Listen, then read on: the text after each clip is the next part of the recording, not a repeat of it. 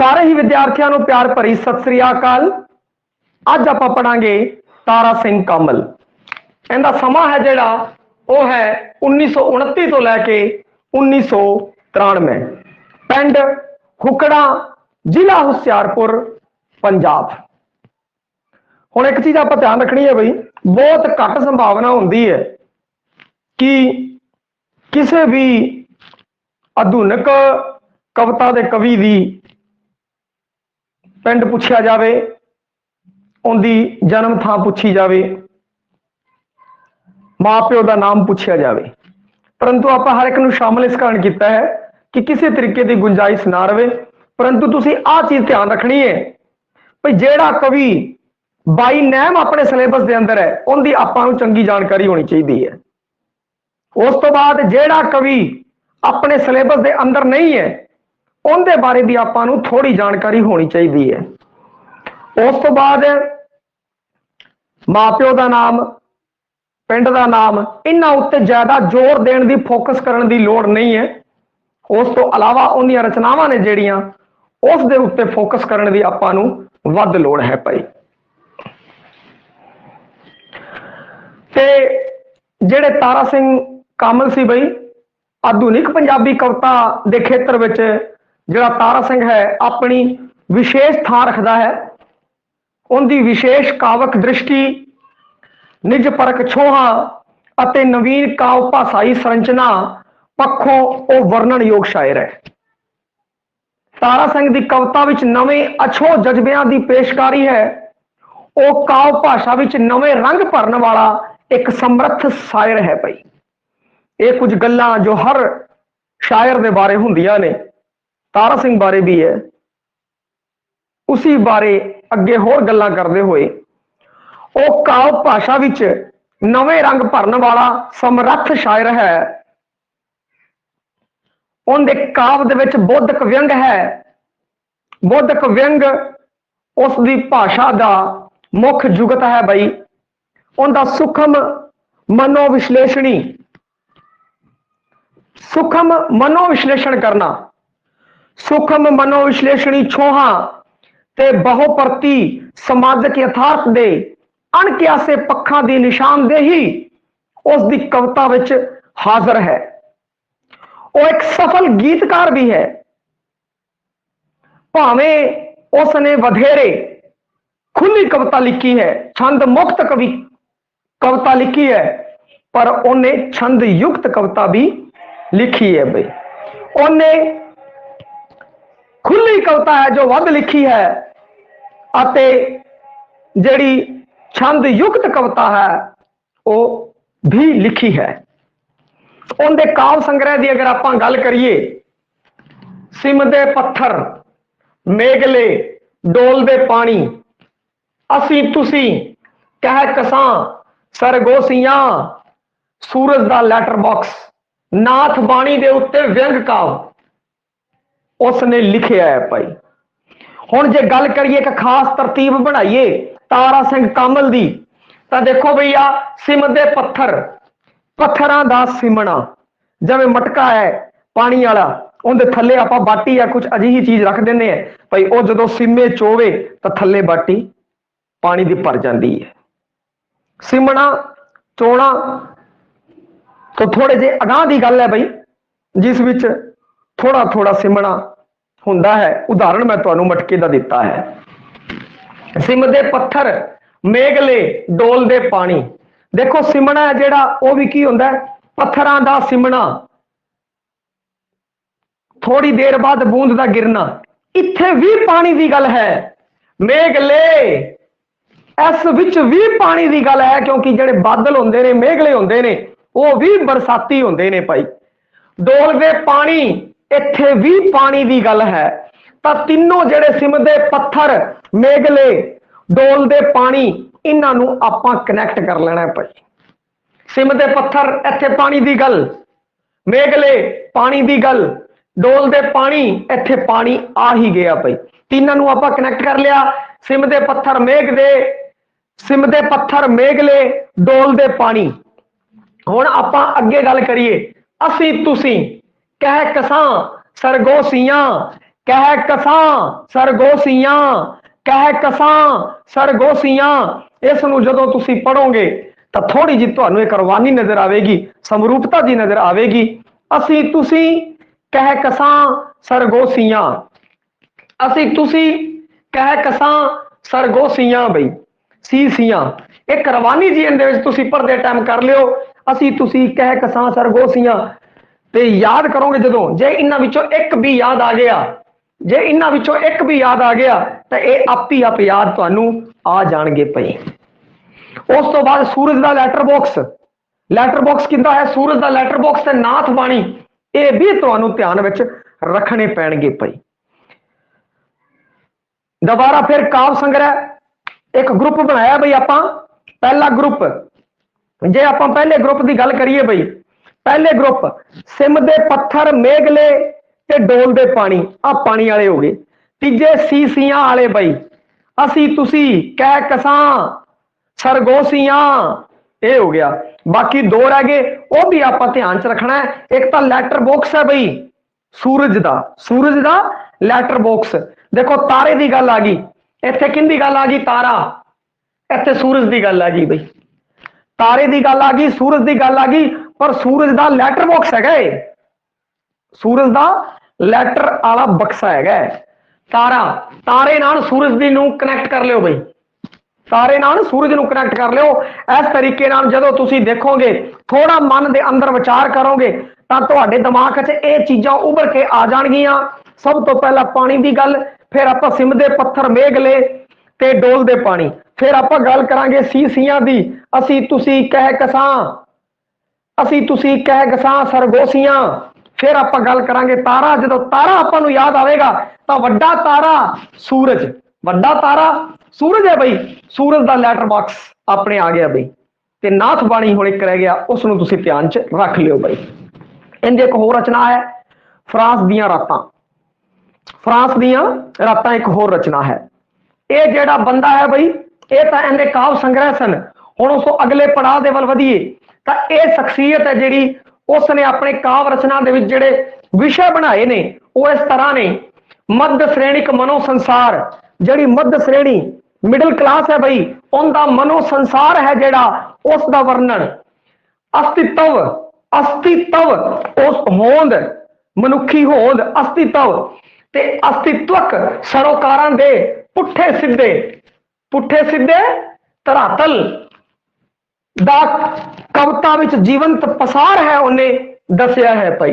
प्रगतिवाद, देखो प्रगतिवाद, फिर उस तो थोड़ा जा गांह वधिए नक्सलबाड़ी, प्रगतिवाद उस तो थोड़ा गांह वधिए तां नक्सलबाड़ी, जिहड़ी नक्सली लहर है पंजाब दे अंदर चली सी भाई, ओ और जिहड़ी बंगाल दे अंदर और जिहड़े पूर्वी अपने भारत के पूर्वी जिहड़े राज्य ने उन्हां विच नक्सलबाड़ी नक्सलाइड वगैरह चल रही है। तो पंजाब विच एक दौर रहा सी नक्सलबाड़ी लहर का, ते ओ कुचल दिता गया सरकारां द्वारा, वो एक अड लंबी कहानी है।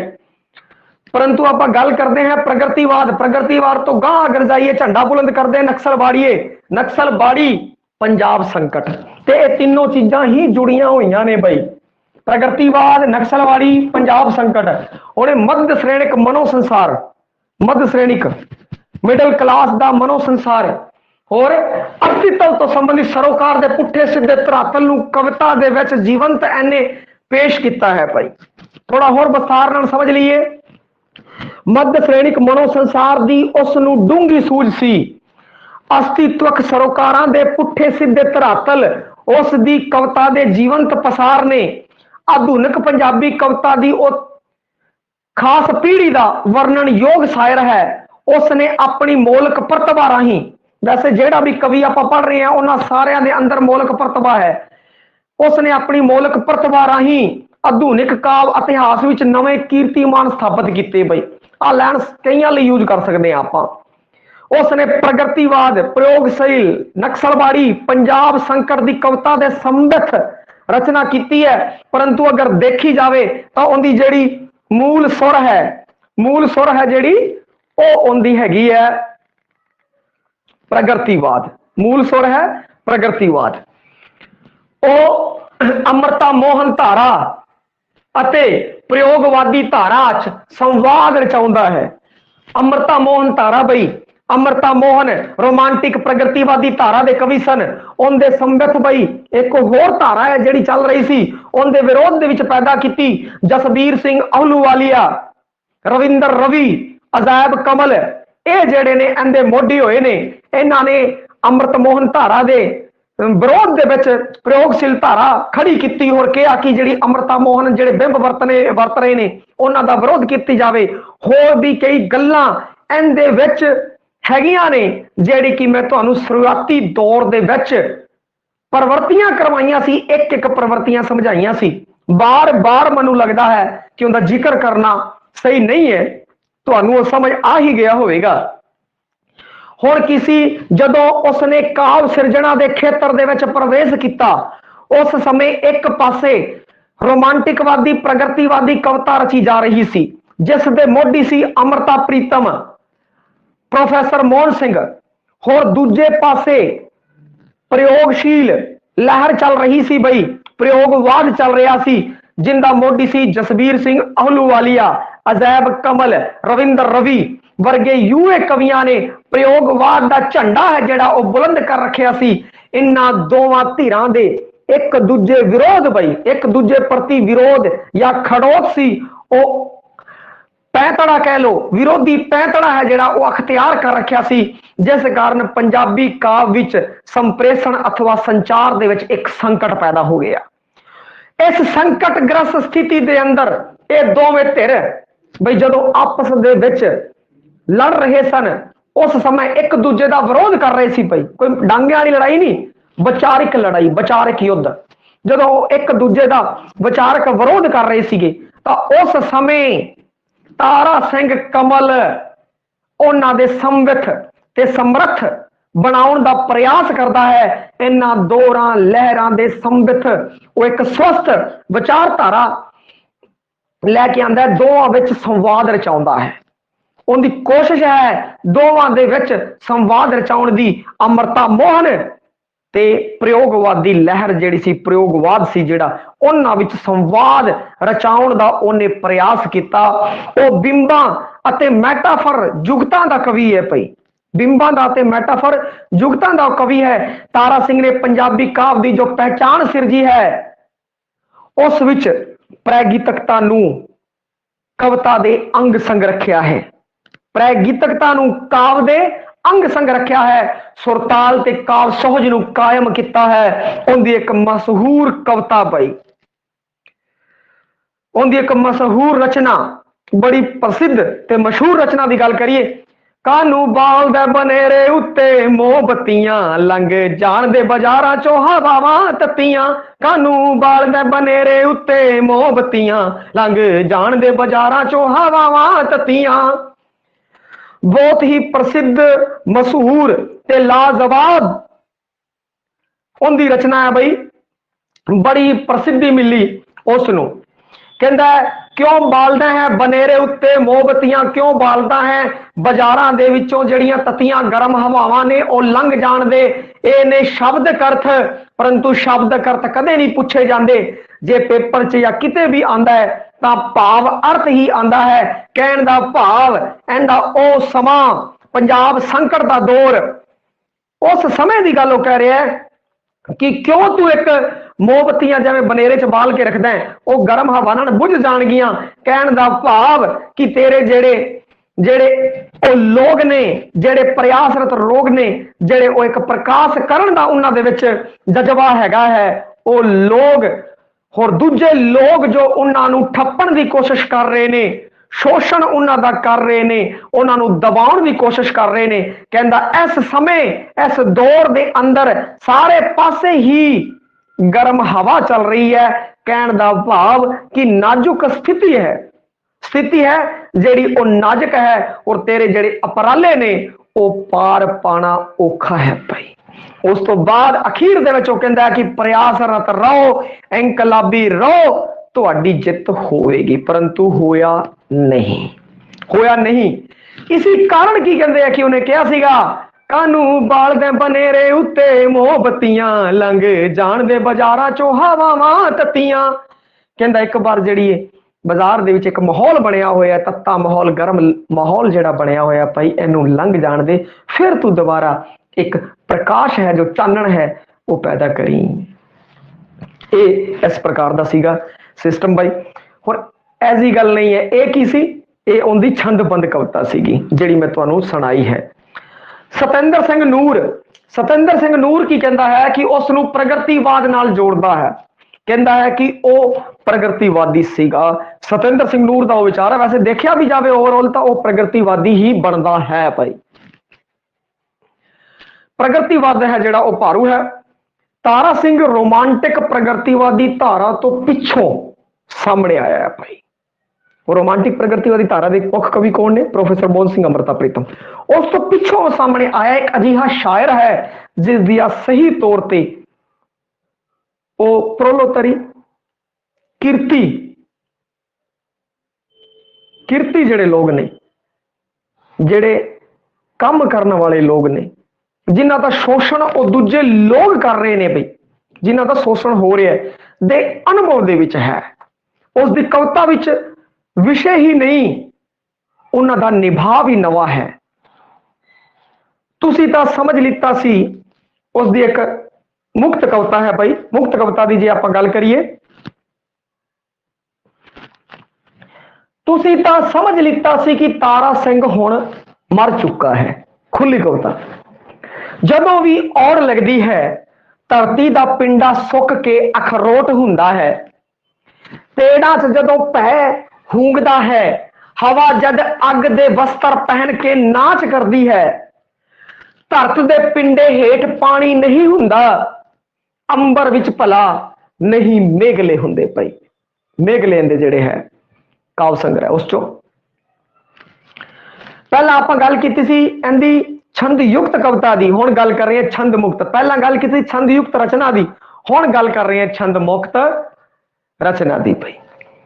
ਦੇਖੋ ਕੋਈ ਤੁਕਾਂਤ ਮਿਲ ਨਹੀਂ ਹੈ, ਪਰੰਤੂ ਫਿਰ ਵੀ ਦੇਖੋ ਇਸ ਵਿੱਚ ਤੁਸੀਂ ਸਮਝ ਲਈ। ਪਹਿਲਾਂ ਆਪਾਂ ਸ਼ਬਦ ਅਰਥ ਸਮਝਾਂਗੇ ਬਈ। ਸ਼ਬਦ ਅਰਥ ਤੁਸੀਂ ਸਮਝ ਲਿੱਤਾ ਸੀ ਕਿ ਤਾਰਾ ਸਿੰਘ ਕਵੀ ਹੁਣ ਮਰ ਚੁੱਕਾ ਹੈ ਬਈ। ਤੂੰ ਸਮਝ ਲਿਆ ਤਾਰਾ ਸਿੰਘ ਤਾਂ ਹੁਣ ਮਰ ਗਿਆ। ਜਦੋਂ ਵੀ ਔੜ ਲੱਗਦੀ ਹੈ, ਜਦੋਂ ਵੀ ਸੁੱਖਾ ਪੈਂਦਾ ਹੈ ਨਾ, ਬਹੁਤ ਜ਼ਿਆਦਾ ਸੁੱਖਾ ਜਦੋਂ ਪੈਂਦਾ ਹੈ, ਔੜ ਪੈਂਦੀ ਹੈ ਭਈ,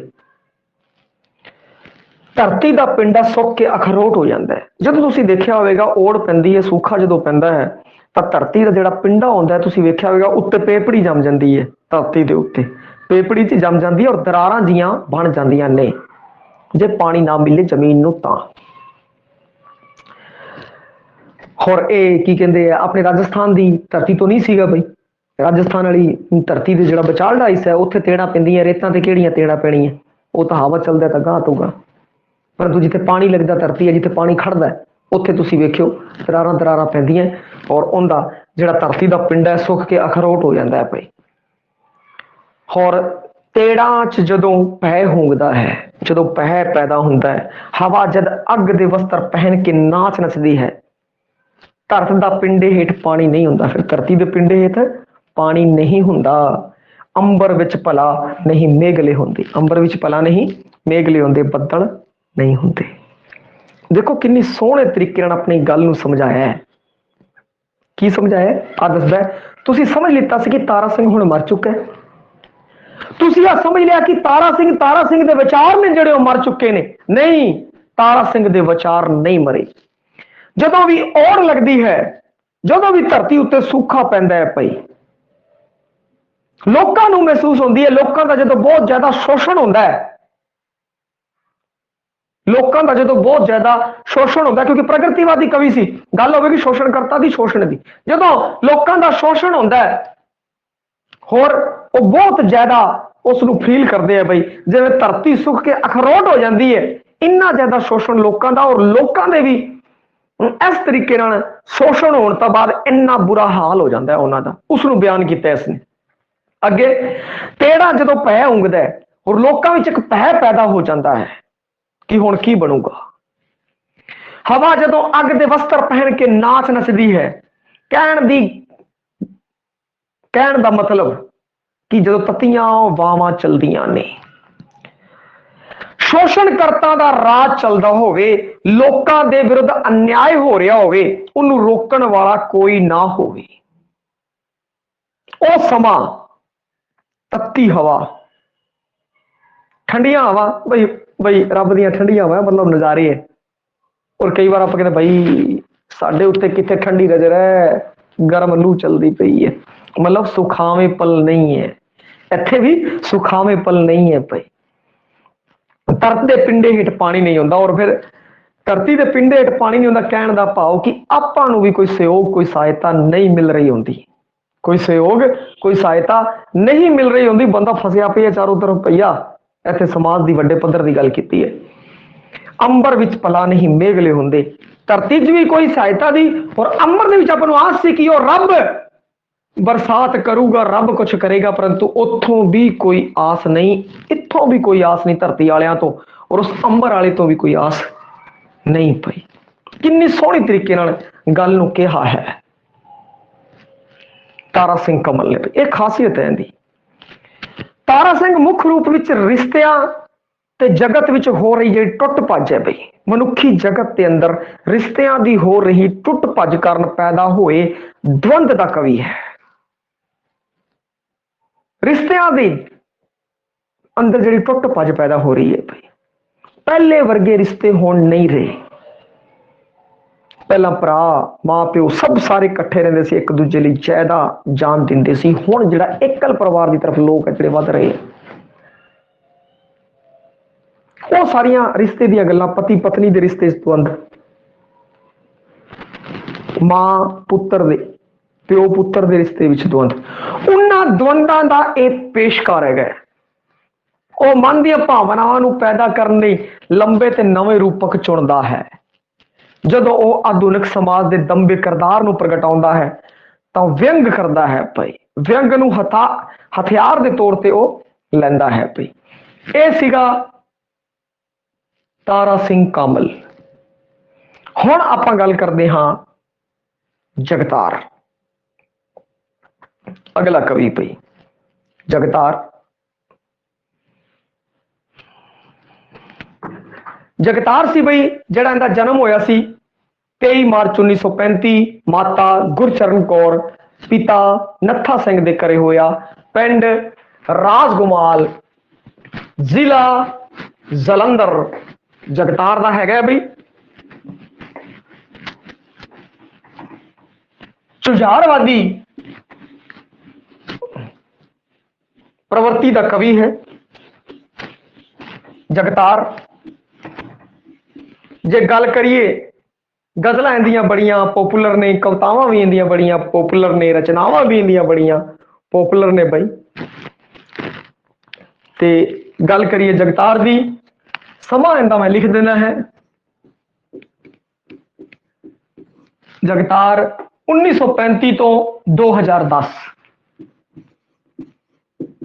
1935 तो 2010, जन्म 23 मार्च 1935 ਨੂੰ माता गुरशरण कौर, पिता नत्था सिंह दे घरे, राजगोमाल, जिला जलंधर।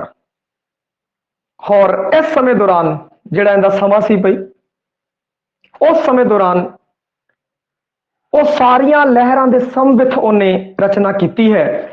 वो लहरां तो प्रभावित भी रहा है और उसने लहरां नूं प्रभावित भी किया है। उस दियां काव्य पुस्तकां पई, उसकी काव्य पुस्तकां की गल करिए, रुत्तां रांगलियां काव्य पुस्तकां,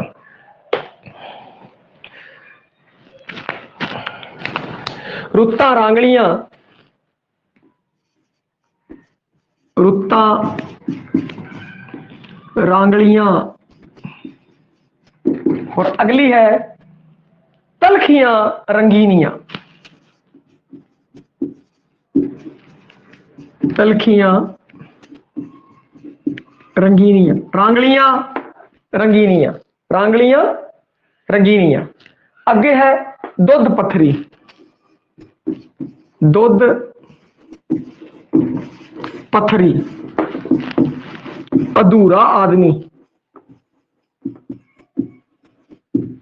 अधूरा आदमी, लहू दे नक्श, छांगिया रुख, लहू दे ਨਕਸ਼, ਛਾਂਗਿਆ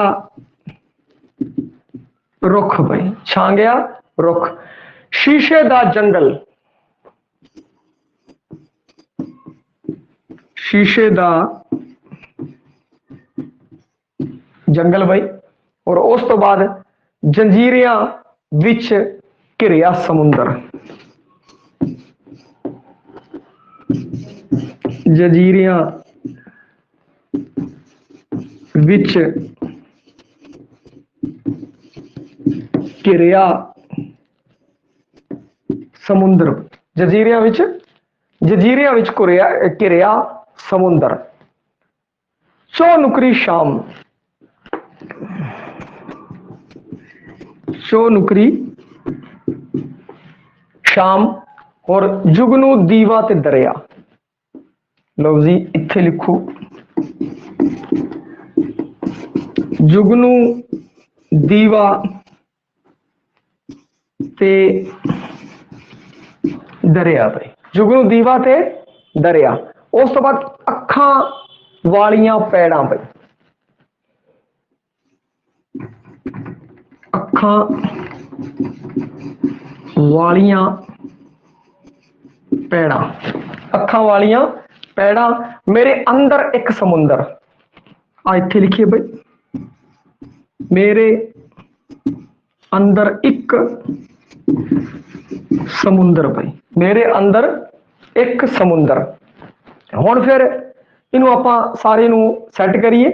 ਇੱਕ ਪ੍ਰਵੇਸ਼ ਦੁਆਰ ਤੇ ਮੋਮ ਦੇ ਲੋਕ, ਪ੍ਰਵੇਸ਼ ਦੁਆਰ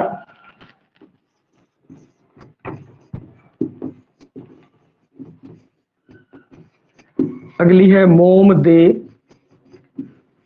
ਲੋਕ। ਇਹ ਇੰਦੀਆਂ ਹੈ ਬਈ ਕਾਵ ਸੰਗ੍ਰਹਿ, ਇਸ ਦੇ ਕਾਵ ਸੰਗ੍ਰਹਿ ਨੇ। ਤੇ ਕਾਵ ਸੰਗ੍ਰਹਿ ਚ ਅਗਰ ਗੱਲ ਆਪਾਂ ਕਰੀਏ, ਰੁੱਤਾਂ ਰਾਂਗਲੀਆਂ, ਤਲਖੀਆਂ ਰੰਗੀਨੀਆਂ, ਰਾਂਗਲੀਆਂ ਤੇ ਰੰਗੀਨੀਆਂ ਬਈ, ਆਲੋ ਰਾਂਗਲੀਆਂ ਰੰਗੀਨੀਆਂ, ਇਹ ਜਿਹੜੇ ਹੈ ਮਿਲਦੇ ਆ ਭਾਈ।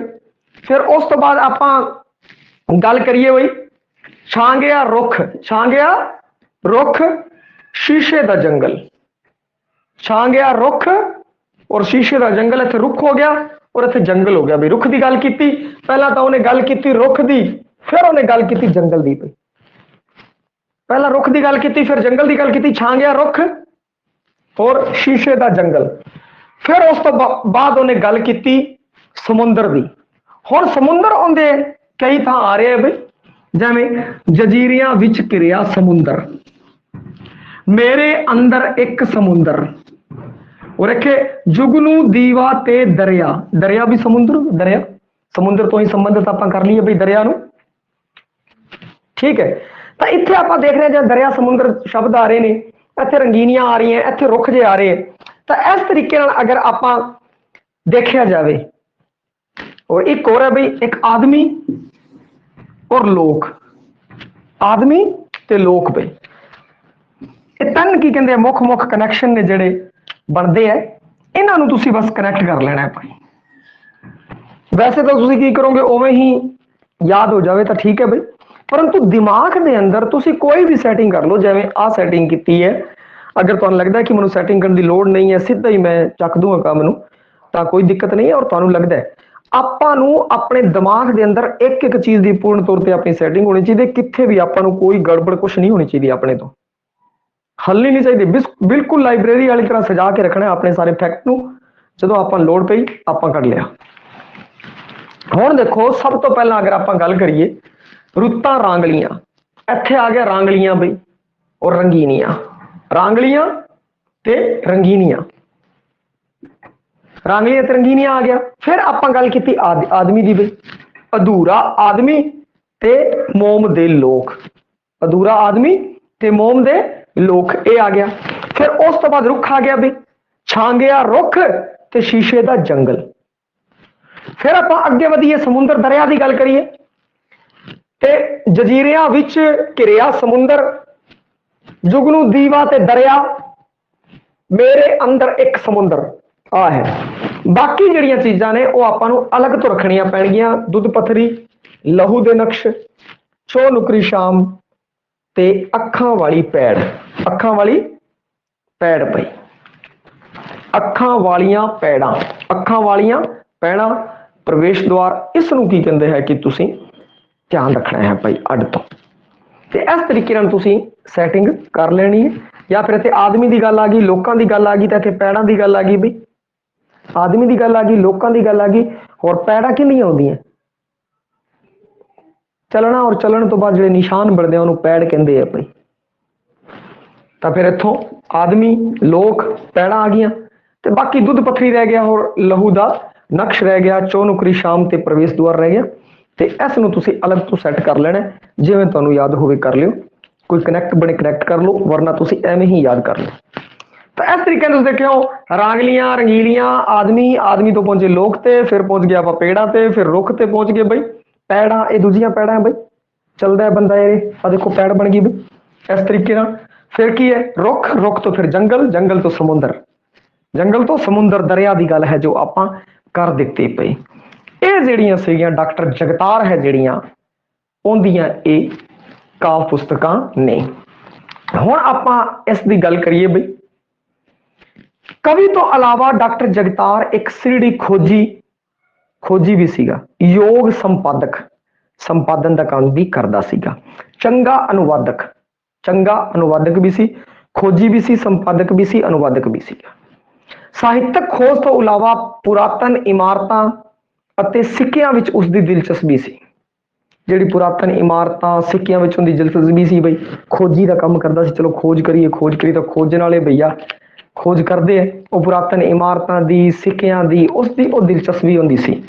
ਉਰਦੂ ਦਾ ਗਿਆਤਾ ਹੋਣ ਕਰਕੇ ਸ਼ਾਹਮੁਖੀ ਲਿਪੀ ਵਿੱਚ ਛਪੇ ਪਾਕਿਸਤਾਨੀ ਪੰਜਾਬੀ ਸਾਹਿਤ ਨਾਲ ਉਹਦਾ ਵਾਸਤਾ ਰਿਹਾ।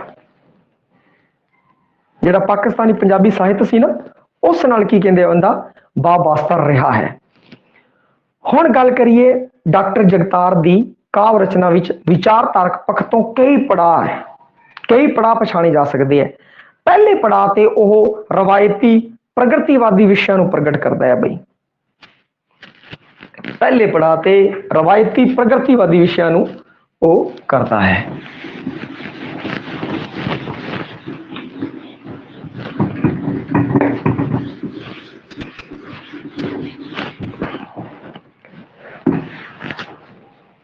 ਪੜਾਅ ਦਰ ਪੜਾਅ ਅਗਰ ਜੇ ਆਪਾਂ ਗੱਲ ਕਰੀਏ ਬਈ, ਵਿਚਾਰਧਾਰਕ ਪੱਖ ਤੋਂ ਕਈ ਪੜਾਅ ਨੇ। ਪਹਿਲੇ ਪੜਾਅ ਤੇ ਰਵਾਇਤੀ ਤੌਰ ਤੇ ਉਹ ਪ੍ਰਗਤੀਵਾਦ ਨਾਲ ਜੁੜਿਆ ਬਈ, ਔਰ ਪ੍ਰਗਤੀਵਾਦ ਵੱਧ ਵੀ ਹੈ ਉਹਦੀ ਕਵਿਤਾਵਾਂ ਦੇ ਅੰਦਰ। ਪ੍ਰਗਤੀਵਾਦੀ ਵਿਸ਼ਿਆਂ ਨੂੰ ਪ੍ਰਗਟ ਕੀਤਾ। ਅਧੂਰੇ ਆਦਮੇ ਸਮੇਂ ਉਸ ਦੀ ਪ੍ਰਯੋਗਸ਼ੀਲ ਲਹਿਰ ਦਾ ਪ੍ਰਭਾਵ ਹੈ। ਜਿਹੜਾ ਅਧੂਰਾ ਆਦਮੀ ਸੀ ਬਈ, ਅਧੂਰਾ ਆਦਮੀ, ਇਸ ਵਿੱਚ ਕੀ ਕਹਿੰਦੇ ਸੀ ਕਿ ਉਹ ਪ੍ਰਯੋਗਸ਼ੀਲ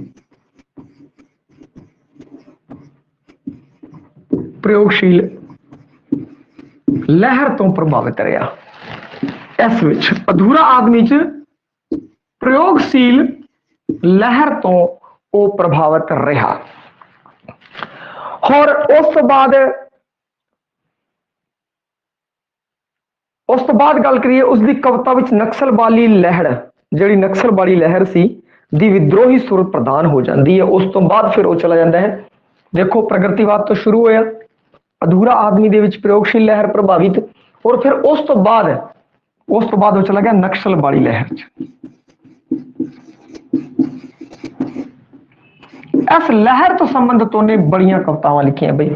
ਪੰਜਾਬ ਦੀ ਜਿਹੜੀ ਨਕਸਲਵਾਦੀ ਲਹਿਰ ਸੀ ਉਸ ਦੀ ਗੱਲ, ਪੰਜਾਬ ਦੀ ਨਕਸਲਵਾਦੀ ਲਹਿਰ ਦੀ ਵਿਦਰੋਹੀ ਸੁਰ ਹੈ ਜੋ ਉਹਦੇ ਵਿੱਚ ਪਾਈ ਜਾ ਸਕਦੀ ਹੈ। ਉਸ ਤੋਂ ਅਗਲੇ ਪੜਾਅ ਤੇ ਉਹ ਸਹਿਜ ਕਵਿਤਾ ਸਿਰਜਣ ਦਾ ਦੌਰ ਹੁੰਦਾ ਚੱਲਦਾ ਹੈ, ਸਹਿਜ ਕਵਿਤਾਵਾਂ ਸਿਰਜਦਾ ਹੈ, ਜਿਸ ਵਿੱਚ ਸਾਰੀਆਂ ਧਾਰਾਵਾਂ ਵਿਦਵਾਨ ਵੀ ਹਨ ਪਰ ਜਗਤਾਰ ਦਾ ਮੌਲਿਕ ਰੰਗ ਵੀ ਮੌਜੂਦ ਹੈ। ਆਖਰੀ ਪੜਾਅ ਤੇ ਆ ਕੇ ਕਈ ਧਾਰਾਵਾਂ ਤੋਂ ਉਹ ਪ੍ਰਭਾਵਿਤ ਰਿਹਾ ਔਰ ਉਹਨਾਂ ਨਾਲ ਜੁੜਿਆ ਰਿਹਾ, ਪਰੰਤੂ ਫਿਰ ਵੀ ਉਹਦਾ ਰੰਗ ਹੈ ਜਿਹੜਾ ਉਹ ਮੌਲਿਕ ਰਿਹਾ। ਮੌਲਿਕਤਾ ਉਹਦੀ ਕਵਿਤਾ ਵਿੱਚ ਹੈਗੀ ਹੈ। और जिन्ने भी कवि आपां कर रहे ने वो सारे कवि ही मौलिक है भाई, क्योंकि किसी की नकल मार के आप नहीं बन सकते। एक गाना हिट हो जाऊगा या एक कोई कविता हिट हो जाएगी नकल मार के, अखीर दे विच तुहानू की अपनी मौलिकता नवे थॉट्स लैके आने पैणगे। वो थॉट्स और मौलिकता है जो तुहानू एक वड्डा कवि बनावेगी। और ये तो अपने सिलेबस के अंदर है, मन्ने परमन्ने कवि ने तो विचारधारा और उनकी कविता के पक्षों अगर देखा जाए तो वह मौलिक ने, कवितावां मौलिक ने उन्होंने। जगतार ने कदे भी अपनी कविता में सीधा विचारधारक नारा नहीं लाया भाई, तो कई कवियों ने सीधा विचारधारक नारा लाया, मैं इंकलाब ना जुड़ो जुड़ो इंकलाब ना, परंतु इन्हें जो भी गल कही है सीधा नारा नहीं लाया, पर उसकी कविता लोक हित की विचारधारक नाल प्रणाई हुई है। जी लोक हित लिए जरूरी है, लोक हित की जी विचारधारा है उस उनकी कविता है जो प्रणाई हुई है भाई। कलात्मक पक्षों जगतार जिन्नी खुली कविता विच सफल होया है उन्ना ही गजलों विच इन्हें खुलिया कविता भी लिखी है, गजलों भी लिखी है भाई। पिछे कुछ समय तो उसकी मुख पछाण ही गजलकार वजों हो गई। गजलकारां दी गल कीता जावे भाई, शुरुआती दौर ते अगर गल कीता जावे कई नां ने, तखत सिंह वर्गे, दीपक चतोई वर्गे, जगतार वर्गे भाई। तुसी यूट्यूब के उत्ते जो सर्च मारोगे जगतार नो तां तुसी वेखोगे मन्ने परमन्ने अज दे गीतकार है जिहड़े वो जगतार दी गजलां नूं गा रहे हैं, दीपक जतोई दी गजलां नूं गा रहे हैं, वो सुरजीत पात्र दी गजलां नूं फॉलो कर रहे हैं। वो क्यों? क्योंकि दमदार ने। इस कारण कलात्मक पक्ष तो जगतार जिन्ना खुली कविता भी सफल रहा है उन्ना ही गजलों विच भी वो सफल रहा है भाई।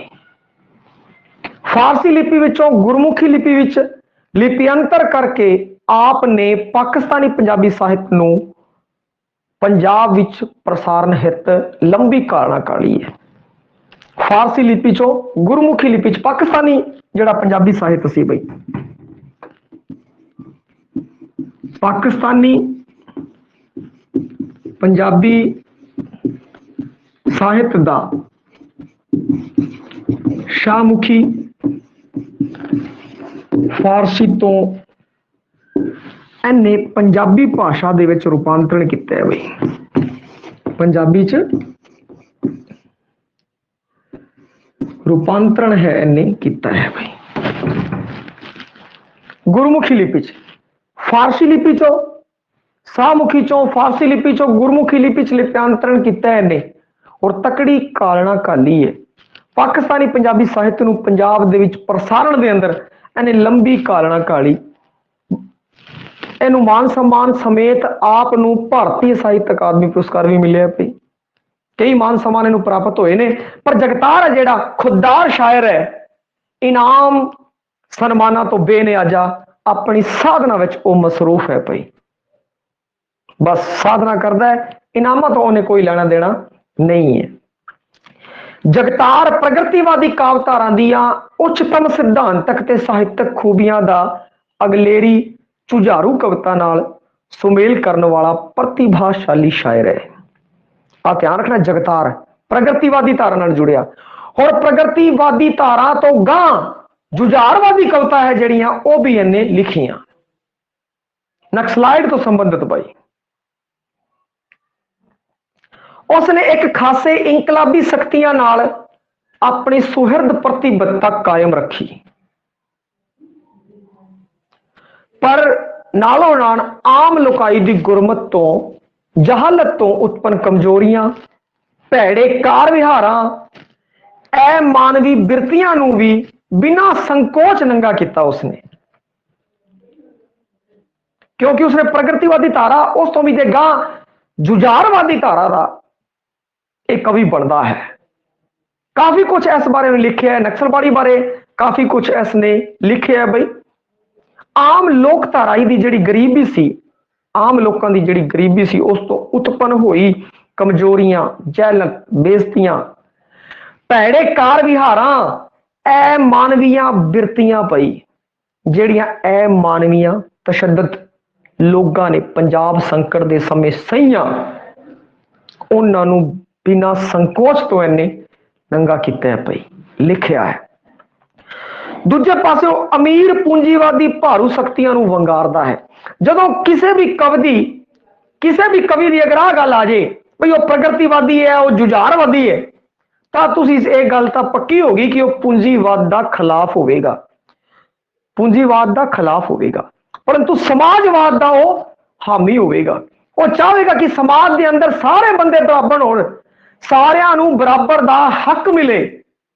ਇਸ ਨਾਰੇ ਨੂੰ ਉਹ ਬੁਲੰਦ ਕਰੇਗਾ, ਕਿਉਂਕਿ ਪੂੰਜੀਵਾਦੀ ਜਿਹੜਾ ਨਾਰਾ ਹੈ ਉਸ ਵਿੱਚ ਕੀ ਹੈ, ਅਮੀਰ ਬੰਦਾ ਹੋਰ ਅਮੀਰ ਹੋ ਜਾਂਦਾ ਹੈ, ਉਸ ਨੂੰ ਸਪੋਰਟ ਕੀਤਾ ਜਾਂਦਾ ਹੈ। ਭਾਈ ਗਰੀਬ ਬੰਦਾ ਹੋਰ ਗਰੀਬ ਹੁੰਦਾ ਹੈ, ਉਹਨੂੰ ਸਪੋਰਟ ਨਹੀਂ ਕੀਤਾ ਜਾਂਦਾ, ਉਸ ਨੂੰ ਬਸ ਲੋਲੀਪੌਪ ਵਿਖਾਇਆ ਜਾਂਦਾ ਹੈ।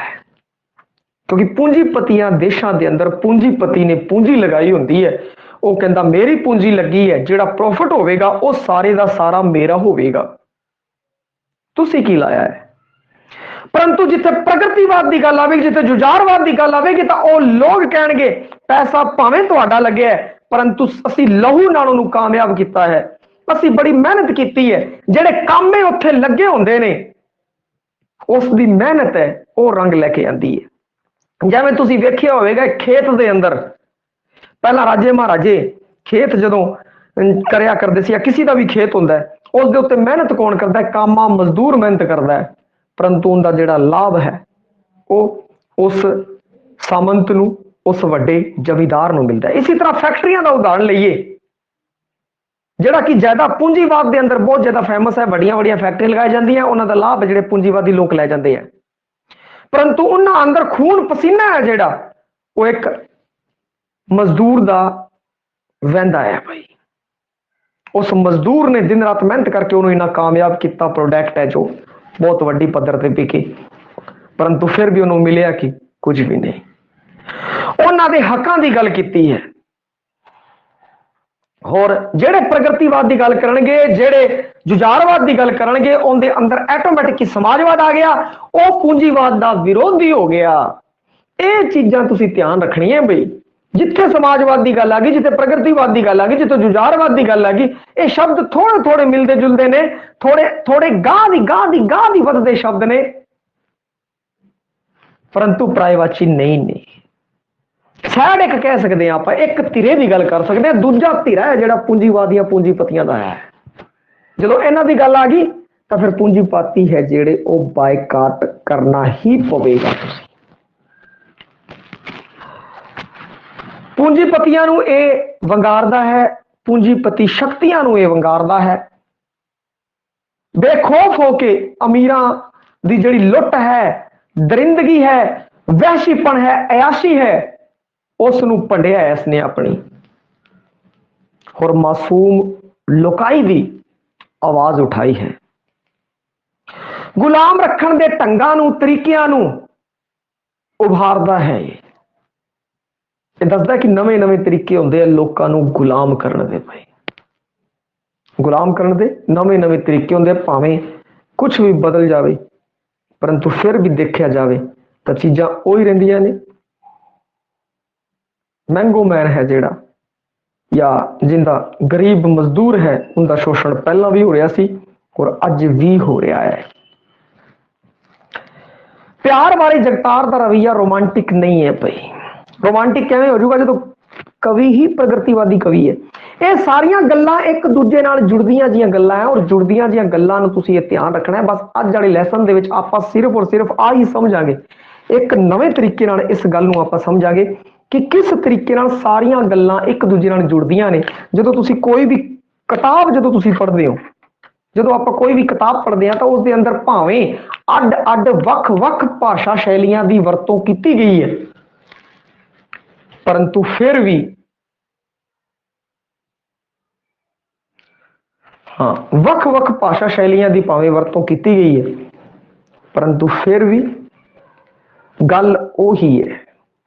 ਲਗਾਤਾਰ ਮੈਂ ਪਿਛਲੇ 10 ਮਿੰਟਾਂ ਤੋਂ ਆਹੀ ਸਮਝਾਉਣ ਦੀ ਕੋਸ਼ਿਸ਼ ਕਰ ਰਿਹਾ। ਜਿੱਥੇ ਪ੍ਰਗਤੀਵਾਦ ਦੀ ਗੱਲ ਆ ਗਈ, ਉਸ ਤੋਂ ਅਗਲੇ ਪੜਾਅ ਤੇ ਜਾ ਕੇ ਜੁਝਾਰਵਾਦ ਦੀ ਗੱਲ ਆ ਗਈ, ਸਮਝੋ ਉਹੀ ਬੰਦੇ ਫਿਰ ਸਮਾਜਵਾਦ ਦੀ ਗੱਲ ਵੀ ਕਰਨਗੇ ਪਈ, ਫਿਰ ਉਹੀ ਬੰਦੇ ਅਮੀਰਾਂ ਦੀ ਲੁੱਟ ਦੀ ਗੱਲ ਕਰਨਗੇ ਪਈ।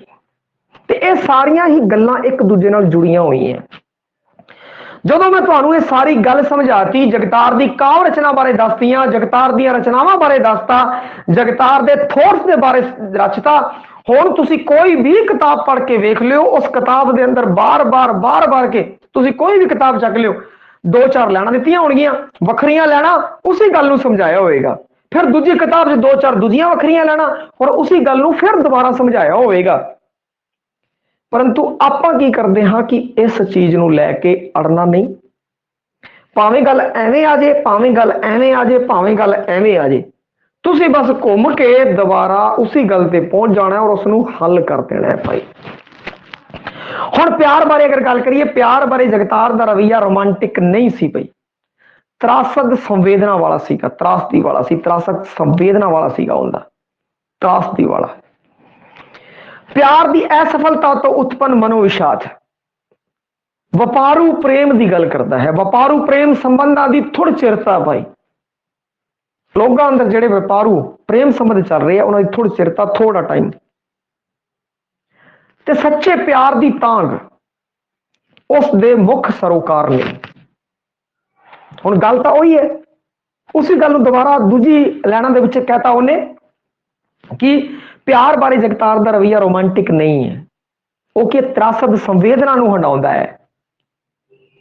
ਹੋਰ ਉਹਦੇ ਵਿੱਚ ਫਿਰ ਕੀ ਹੋਊਗਾ, ਪਿਆਰ ਬਾਰੇ ਜਿਹੜੀ ਅਸਫਲਤਾ ਤੋਂ ਉਤਪੰਨ ਮਨੋ ਵਿਸ਼ਾਦ ਹੈ ਉਹਦੀ ਗੱਲ, ਵਪਾਰੂ ਪ੍ਰੇਮ ਸੰਬੰਧਾਂ ਦੀ ਥੋੜ ਚਿਰਤਾ, ਸੱਚੇ ਪ੍ਰੇਮ ਦੀ ਤਾਂਘ ਹੈ।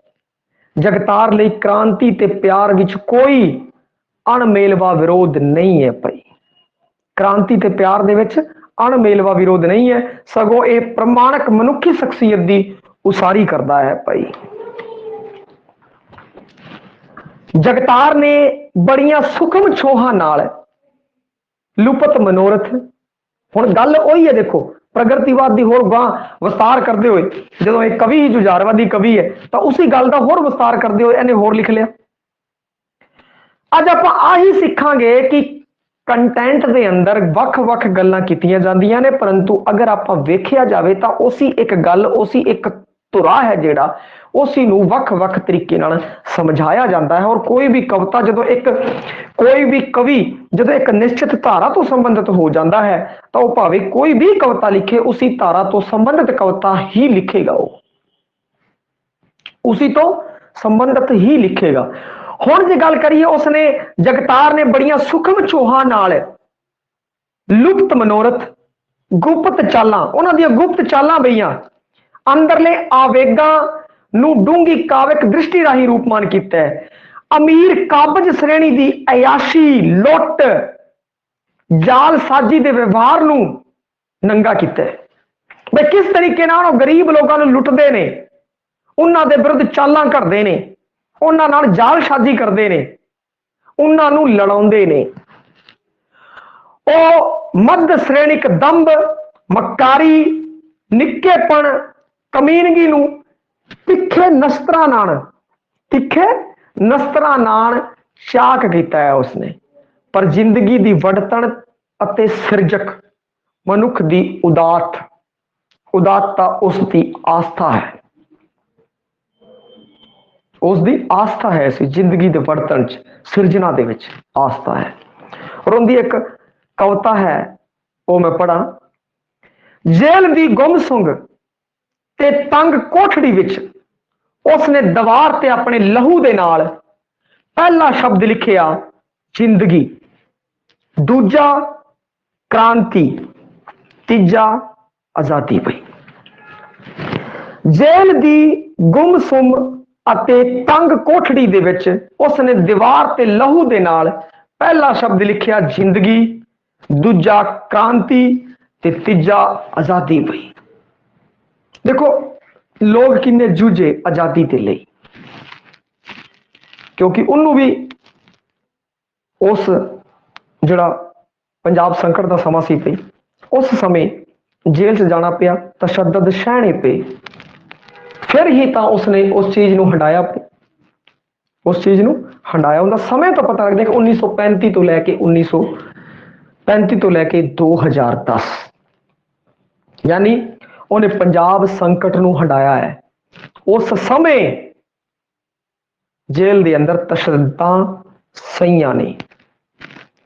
वो कहते जेल की गुमसुम ते जेल की गुमसुम ते तंग कोठड़ी दे विच उसने दीवार ते अपने लहू दे नाल, कहण दा भाव कि उहदा लहू समर्पित है आज़ादी लई। ये जिंदगी है जिहड़ी वो समर्पित है क्रांति नूं, आज़ादी नूं पई समर्पित है। हुण उस तो बाद जगतार नूं होर समझिए पई। अज जगतार नूं समझाउण दा जिहड़ा तरीका है वो थोड़ा वखरा है कि इस तरीके नाल भी आपां किसी चीज नूं समझ सकते हाँ, क्योंकि कोई भी किताब होवे उहदे विच उसी कवि दे बारे वख वख गल्लां नूं उदाहरणां राहीं समझाया जाता है, दसिया जाता है। अपनी असमझ बन जे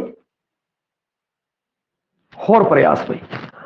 उसकी काव्य भाषा की गल करिए, उसकी काव्य भाषा विच अछोह ते अणकहे अर्थ सिरजण की अथाह समर्था है।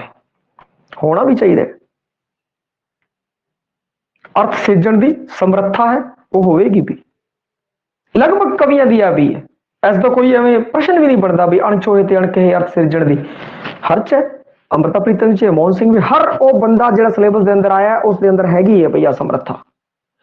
नवीन चिन्ह ਅਤੇ ਬਿੰਬਾਂ ਰਾਹੀਂ ਉਹ ਆਪਣੇ ਮੌਲਿਕ ਅਨੁਭਵ ਨੂੰ ਪ੍ਰਗਟ ਕਰਦਾ ਹੈ। ਸਾਰਿਆਂ ਦਾ ਜਿਹੜਾ ਸਾਰਿਆਂ ਨੇ ਮੌਲਿਕ ਕਵਿਤਾਵਾਂ ਰਚੀਆਂ ਨੇ ਔਰ ਅਨੁਭਵ ਹੈ ਜਿਹੜਾ ਉਹ ਮੌਲਿਕ ਹੈ। ਕਾਵ ਵਿਅੰਗ ਤੇ ਤੰਜ ਕਸ਼ਣਾ ਜੇ ਕਹਿ ਲਈਏ ਉਸ ਦੇ ਮਨ ਭਾਵ ਕਾਵ ਹਥਿਆਰ ਨੇ। ਜਿਵੇਂ ਕਿ देखिए, दर्द भी कम हो गया, हालात भी बेहतर हो गई, पर तबीयत ही जरा पारे तो पत्थर हो गई। कमाल दी गल भाई, दर्द भी कम हो गया, हालात भी बेहतर हो गया, पर तबीयत ही जरा पारे तो पत्थर हो गई। भाई दर्द कम हो गया, हालात भी चलो चंगे हो गए, सुखावे हो गए, परंतु ये जमीर है जिहड़ा, तबीयत है जो पारे थोड़ी तरलता होंदी है भी पत्थर बन गया है, पत्थर बन गया है। समय दर समय उहदे च बदलाव आए, पारे च फिर भी तरलता होगी, परंतु पत्थर बिल्कुल पत्थर बन जाना। भाई आ इंसान तो पत्थर का बन गया, दिल तेरा पत्थर का है, तू क्यों नहीं जवाब दे रहा। इस तरीके मुहावरे की वरतों की है इन्हें। पंजाब संकट बारे उसने बहुत मुल्यवान काव्य रचनावां कीतियां ने, बहुत ही मुल्यवान काव्य रचनावां पंजाब संकट के बारे कीतियां। और पंजाब संकट है जिहड़ा उसके बारे ने काफी कुछ लिखिया है और बेहतरीन लिखिया है। अगर पंजाब संकट को समझना है, जुझारा की कविता को समझना है तो तुहानूं जगतार, अवतार पास, लाल सिंह दिल, दर्शन खटकड़, ओम प्रकाश गासो, ओम प्रकाश शर्मा वर्गे बंदे ने जिहड़े वो पढ़ने पैणगे। भाई इहदी कविता देखो, कौन बीजी जांदा है अलाणियां, कीतियां पेश कदे आउणियां। कौन बीजी जांदा है अलाणियां, कीतियां पेश कदे आउणियां। कहण दा भाव कि जो बीजोगे वो पाओगे। कौन बीजी जाता भाई, अलाउणियां कौन बीजी जाता है। अलाउणियां लोक काव्य रूप है भाई, उस की हुंदा है जिहड़ा कीरना हुंदा वो कल्ली जनानी पांदी है, स्यापा पांदी है किसी के मरण के उत्ते, परंतु अलाउणियां है उनदे विच समूह के रूप दे विच जिहड़ी स्यापा कारण औरत हुंदी है, समूह के विच उस शख्स की, उस शख्सियत की जिहड़ा कि मर चुका है उनकी वडियाई करती है। अलाउणियां दे विच तां पहलां की हुंदे सी कि रुदालियां, राजस्थान की गल कर लीए भाई, रुदाली बुलाई जाती जो कोई राजा सामंत मरदा सी तां रुदाली आंदी सी और वो आके रुदाली आके रोया करती सी, उनकी वडियाई वगैरह दे गीत उगाया करती सी। ते ये जिहड़ी है अलाउणी है और कहंदे कीतियां पेश आउणगियां, जिहड़ा बीजेगा उनके अगे आ जरूर आवेगी। भाई और गल सच्ची है, जिन्होंने बीजियां सी उन्होंने देनियां पै गईयां। बंदे वो भी मरे तो बंदे वो भी मरे जिन्होंने आ बीज बोया सी। भाई पंजाब संकट वाला आधुनिक कविता के इतिहास में जगतार की कविता अपने तिखे क्रांतिकारी एहसास, प्यार के डूंगे दर्दीले बई दर्दीले रंग अते काव्य भाषा च नवे मुहावरे पक्षों मुल्यवान है। भाई जगतार की हुण तुसीं की करना कि किसी भी राइटर को इस तरीके नाल भी पढ़ सकते हो कि दो तीन गल्लां उन्हां दियां आपां नूं पता है भाई भी वो राइटर किस तरीके का, फिर उन्दियां जिहड़ियां रचनावां ने ਉਸ ਦੇ ਵਿੱਚੋਂ ਵੀ ਉਹੀ ਚੀਜ਼ ਨਿਕਲ ਕੇ ਆਊਗੀ ਬਈ, ਉਸ ਦੇ ਵਿੱਚੋਂ ਵੀ ਉਹੀ ਚੀਜ਼ ਨਿਕਲ ਕੇ ਆਊਗੀ। ਤਾਂ ਇਸ ਤਰੀਕੇ ਨਾਲ ਵੀ ਆਪਾਂ ਪ੍ਰਯਾਸ ਕਰ ਸਕਦੇ ਹਾਂ, ਇਸ ਤਰੀਕੇ ਨਾਲ ਵੀ ਆਪਾਂ ਕੋਸ਼ਿਸ਼ ਕਰ ਸਕਦੇ ਹਾਂ। ਫਿਰ ਆਪਾਂ ਨੂੰ ਕਿਸੇ ਵੀ ਲਿਖਾਰੀ ਦੇ ਬਾਰੇ ਤੁਸੀਂ ਕੋਈ ਵੀ ਕਿਤਾਬ ਪੜ੍ਹ ਲਿਓ, ਹਰ ਕਿਤਾਬ 'ਚ ਤੁਹਾਨੂੰ ਐਵੇਂ ਲੱਗੂਗਾ ਇੱਕ ਉਸ ਕਿਤਾਬ 'ਚ ਵੀ ਆਹੀ ਗੱਲ ਹੈ, ਇਸ ਕਿਤਾਬ ਵਿੱਚ ਵੀ ਆਹੀ ਗੱਲ ਹੈ, ਇਸ ਕਿਤਾਬ ਵਿੱਚ ਵੀ ਆਹੀ ਗੱਲ ਹੈ। ਕਹਿਣ ਦਾ ਭਾਵ ਕਿ ਜੋ ਇੱਕ ਧਾਰਾ, ਜਿਸ ਧਾਰਾ ਦਾ ਕਵੀ ਹੈ, ਉਸੇ ਦੇ ਬਾਰੇ ਹੋਰ ਹੋਰ ਹੋਰ ਹੋਰ ਹੋਰ ਸਮਝਾਇਆ ਜਾਂਦਾ, ਬਰੀਕ ਬਰੀਕ ਗੱਲਾਂ ਵੀ ਸਮਝਾਈਆਂ ਜਾਂਦੀਆਂ। ਤਾਂ ਹਰ ਇੱਕ ਬਰੀਕ ਗੱਲ ਉਸ ਕਵੀ ਦੀ ਆਪਾਂ ਨੂੰ ਪਤਾ ਹੋਣਾ ਚਾਹੀਦਾ, ਜਿਸ ਦੀ ਸਿਲੇਬਸ ਦੇ ਅੰਦਰ ਨਾਮ ਹੈ, ਔਰ ਜਿਸ ਦਾ ਸਿਲੇਬਸ ਦੇ ਅੰਦਰ ਨਾਮ ਨਹੀਂ, ਉਹ ਵੀ ਆਪਾਂ ਨੂੰ ਪਤਾ ਹੋਣੇ ਚਾਹੀਦੇ ਹੈ। ਜ਼ੋਰ ਆਪਾਂ ਨਾਮ ਵਾਲਿਆਂ ਤੇ ਦੇਣਾ ਹੈ, ਨਾ ਕਿ ਜਿੰਦਾ ਨਾਮ ਨਹੀਂਗਾ, ਉਹਨਾਂ ਤੇ ਵੱਧ ਜ਼ੋਰ ਨਹੀਂ ਦੇਣਾ ਆਪਾਂ ਨੂੰ। ਉਹਨਾਂ ਨੂੰ ਆਪਾਂ ਧਿਆਨ 'ਚ ਰੱਖਣਾ ਹੈ, ਨਾਮ ਵਾਲਿਆਂ ਤੇ ਵੱਧ ਜ਼ੋਰ, ਉਹਨਾਂ ਤੇ ਘੱਟ ਜ਼ੋਰ। ਯਾਨੀ ਕਿ ਜ਼ੋਰ ਕਿੱਥੇ ਲਾਣਾ ਹੈ? ਕੋਈ ਵੀ ਚੀਜ਼ ਆਪਾਂ ਜਦੋਂ ਖਸਕਾਣੀ ਹੁੰਦੀ ਹੈ, ਘਰ ਦੇ ਅੰਦਰ ਵੀ ਕੋਈ ਚੀਜ਼ ਖਸਕਾਣੀ ਹੈ, ਤਾਂ ਆਪਾਂ ਨੂੰ ਪਤਾ ਹੋਣਾ ਚਾਹੀਦਾ ਕਿੱਥੇ ਜ਼ੋਰ ਲੱਗੇਗਾ ਤਾਂ ਉਹ ਟੁੱਟ ਜਾਏਗੀ, ਜਾਂ ਕਿੱਥੇ ਜ਼ੋਰ ਲੱਗੇਗਾ ਅੱਗੇ ਖਿਸਕ ਜਾਏਗੀ, ਕਿੱਥੇ ਜ਼ੋਰ ਲੱਗੇਗਾ ਤਾਂ ਆਪਾਂ ਪਹੁੰਚ ਜਾਵਾਂਗੇ। ਤਾਂ ਆਪਣਾ ਜਿਹੜਾ ਐਨਰਜੀ ਹੈ, ਆਪਣਾ ਜਿਹੜਾ ਜ਼ੋਰ ਹੈ, ਉਹ ਬਿਲਕੁਲ ਸਹੀ ਜਗ੍ਹਾ ਤੇ ਲੱਗਣਾ ਚਾਹੀਦਾ, ਤਾਂ ਕਿ ਆਪਾਂ ਕਰੈਕ ਕਰ ਦਈਏ ਕਿਸੇ ਚੀਜ਼ ਨੂੰ, ਉਸ ਨੂੰ ਸਫਲਤਾ ਹਾਸਲ ਹੋ ਸਕੇ ਆਪਾਂ ਨੂੰ। ਤਾਂ ਤੁਸੀਂ ਸਮਝਣਾ ਹੈ, ਕੋਈ ਵੀ ਅਗਰ ਤੁਸੀਂ ਕਿਤਾਬ ਪੜ੍ਹਦੇ ਹੋ ਤਾਂ ਤੁਹਾਨੂੰ ਕੋਈ ਵੀ ਕਿਤਾਬ ਯਾਦ ਕਰਨ ਦੀ ਲੋੜ ਨਹੀਂ ਹੈ ਬਈ, ਕਿਉਂਕਿ ਨੋਟਸ ਔਰ 9ਵੀਂ ਤੋਂ 12ਵੀਂ ਇੰਨਾ ਮੈਟਰ ਹੋ ਜਾਂਦਾ ਕਿ ਉਹ ਆਪਾਂ ਨੂੰ ਚੰਗੀ ਤਰ੍ਹਾਂ ਯਾਦ ਹੋਵੇ। ਕਿਤਾਬਾਂ ਦੇ ਅੰਦਰ ਆਪਾਂ ਪੜ੍ਹਨਾ ਹੈ, ਉਸ ਪੜ੍ਹ ਕੇ ਆਪਾਂ ਇੱਕ ਸਮਝ ਵਿਕਸਿਤ ਕਰਨੀ ਹੈ। ਬਾਰ-ਬਾਰ ਆਪਾਂ ਜਦੋਂ ਕਿਤਾਬ ਪੜ੍ਹਦੇ ਹਾਂ, ਕਦੇ ਇੱਕ ਕਿਤਾਬ ਪੜ੍ਹ ਲਈ ਜਾਂ ਦੂਜੀ ਪੜ੍ਹ ਲਈ, ਤਾਂ ਉਸ ਨਾਲ ਇੱਕ ਸਮਝ ਵਿਕਸਿਤ ਹੁੰਦੀ ਹੈ। ਉਹ ਸਮਝ ਹੈ ਜੋ ਆਪਣੇ ਅੰਦਰ ਵਿਕਸਿਤ ਹੋਣੀ ਚਾਹੀਦੀ ਹੈ। ਆਪਾਂ ਨੂੰ ਤੱਥਾਤਮਕ ਅਧਿਐਨ ਵੀ ਕਰਨਾ ਹੈ, ਵਿਸ਼ਲੇਸ਼ਣਾਤਮਕ ਅਧਿਐਨ ਵੀ ਕਰਨਾ ਹੈ। ਜਿੱਥੇ ਤੱਥਾਤਮਕ ਦੀ ਲੋੜ ਪਵੇ, ਤੱਥਾਂ ਰਾਹੀਂ ਪ੍ਰਸ਼ਨ ਦਾ ਹੱਲ ਹੋਵੇਗਾ। ਜਿੱਥੇ ਵਿਸ਼ਲੇਸ਼ਣ ਦੀ ਲੋੜ ਪਵੇ, ਉੱਥੇ ਵਿਸ਼ਲੇਸ਼ਣ ਰਾਹੀਂ ਪ੍ਰਸ਼ਨ ਪੱਤਰ ਦਾ ਹੱਲ ਹੋਵੇਗਾ। ਇਹ ਸਾਰੀਆਂ ਗੱਲਾਂ ਹੈ ਜੋ ਤੁਹਾਨੂੰ ਧਿਆਨ 'ਚ ਰੱਖਣੀਆਂ ਹੈ ਬਈ। ਅਗਰ ਕਿਸੇ ਪ੍ਰਕਾਰ ਦੀ ਕੋਈ ਵੀ ਦਿੱਕਤ ਆ ਰਹੀ ਹੈ, ਕੁਝ ਸਮਝ ਨਹੀਂ ਆਇਆ, ਤਾਂ ਜ਼ਰੂਰ ਮੈਨੂੰ ਕਮੈਂਟ ਕਰਕੇ ਦੱਸੋ। ਤਾਂ ਹੁਣ ਕੀ ਹੈ ਕਿ ਆਪਾਂ ਕਾਫੀ ਕੁਝ ਪੜ੍ਹ ਚੁੱਕੇ ਹਾਂ ਬਈ। ਪੰਜਾਬੀ ਜਿਹੜੀ ਆਧੁਨਿਕ ਕਵਿਤਾ ਹੈ, ਉਸ ਦੇ ਬਾਰੇ ਕਾਫੀ ਕੁਝ ਪੜ੍ਹ ਚੁੱਕੇ ਹਾਂ, ਕਿਉਂਕਿ ਇਸ ਦੇ ਬਾਰੇ ਪੜ੍ਹਨਾ ਵੀ ਪਵੇਗਾ। 12ਵੀਂ ਬੋਰਡ ਦੇ ਅੰਦਰ ਵੀ ਤੁਸੀਂ ਦੇਖਦੇ ਹੋ, ਜਿਹੜਾ ਤੀਜਾ ਖੰਡ ਹੈ ਪੰਜਾਬੀ ਸਾਹਿਤ ਦਾ ਇਤਿਹਾਸ, ਉਹਦੇ ਵਿੱਚ ਕਵਿਤਾ ਦਾ, ਨਾਵਲ ਦਾ, ਨਿੱਕੀ ਕਹਾਣੀ ਦਾ, ਵਾਰਤਕ ਦਾ, ਨਾਟਕ ਦਾ ਇਤਿਹਾਸ ਦੇ ਰੱਖਿਆ ਹੈ, ਔਰ ਉਹਦੇ ਵਿੱਚ ਰਾਈਟਰ ਦੇ ਰੱਖੇ ਨੇ, ਉਹ ਲਿਖਾਰੀ ਇਸੇ ਕਾਰਨ ਦੇ ਰੱਖਿਆ ਵੀ ਉਹਨਾਂ ਬਾਰੇ ਵੀ ਆਪਾਂ ਨੂੰ ਜਾਣਕਾਰੀ ਹੋਣੀ ਚਾਹੀਦੀ ਹੈ ਆਪਣੀ। ਤਾਂ ਇਸ ਕਾਰਨ ਕੀ ਕਹਿੰਦੇ, ਆਪਾਂ ਇਹਨਾਂ ਰਾਈਟਰਾਂ ਨੂੰ ਛੋਹ ਰਹੇ ਹਾਂ। ਉਹਦੇ ਪਿੱਛੇ ਦੋ ਕਾਰਨ ਹੈ, ਇੱਕ ਤਾਂ ਸਿਲੇਬਸ ਦਾ ਜਿਹੜਾ ਪਿਛਲਾ ਪਾਸਾ ਹੈ ਜਿਸ ਲਿਖਿਆ ਗਿਆ ਆਦਿ ਕਾਲ ਤੋਂ ਲੈ ਕੇ ਆਧੁਨਿਕ ਕਾਲ, ਔਰ ਦੂਜੀ ਕਿ ਜਿਹੜੀ 12ਵੀਂ ਦੀ ਕਿਤਾਬ ਹੈ ਉਸ ਦੇ ਅੰਦਰ ਕਵਿਤਾ ਦੇ ਇਤਿਹਾਸ ਦੇ ਅੰਦਰ ਜਿਹੜਾ ਵੀ ਆਪਾਂ ਲਿਖਾਰੀ ਪੜ੍ਹਾਇਆ ਹੈ, ਉਹ ਉਹਦੇ ਅੰਦਰ ਹੈ। ਉਹਦੇ ਅੰਦਰ 2 ਲਾਈਨਾਂ ਲਿਖੀਆਂ, ਆਪਾਂ ਉਹਨੂੰ 4 ਦੇ ਵਿੱਚ ਕਰਤੀ, 4 ਜਾਂ 6 ਦੇ ਵਿੱਚ, ਤਾਂ ਕਿ ਹਾਂ ਬਈ ਆਪਣਾ ਪ੍ਰਸ਼ਨ ਗਲਤ ਨਾ ਹੋਵੇ। ਜ਼ਿਆਦਾ ਤੋਂ ਜ਼ਿਆਦਾ ਸੰਭਾਵਨਾ ਰਹੇਗੀ ਕਿ ਜਿਹੜਾ